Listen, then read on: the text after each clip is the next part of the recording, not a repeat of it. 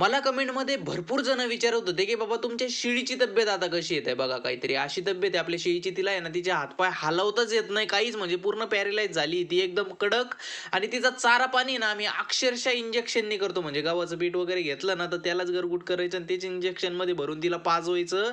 तर रामकृष्णारी मंडळी आता बाकीच्या सगळ्या शेळ्या सोडल्या होत्या मस्तपैकी राजहंस पण सोडले कोंबड्या पण सोडल्या आणि आपले जे प्युअर गावरान कोंबडीचे पिल्लं आणि जे बदकाचे 4 पिल्लं आहेत ना तेच आपण आता कोंबडीच्या खुरड्यातच कोंडलेत बरं का.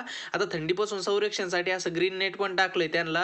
ते होत नाही तर आलो बाबा इकडे खालच्या वावरात मस्तपैकी आता शेवटची खेप न्यायची होती आपल्याला कपाशी उपटून ही कारण की ट्रॅक्टर लवकरच येणार होतं. बाबा म्हणले आता मी चालू करतो. बाबाने जे चालू करायला घेतलंय ट्रॅक्टर एका दोरीतच ट्रॅक्टर चालू केलं मस्तपैकी. काश असं झालं असतं बाबाकडून. बाबाची थोडी ताकद कमी पडते बाबाने करावं पण नाही कारण की तो झटका बसला लय बेकार असतो भाऊ. मग मी चालू केलं ते ट्रॅक्टर मस्तपैकी ते घरी घेऊन येतच नाही तर लगे वावरात ट्रॅक्टर आलं भाऊ.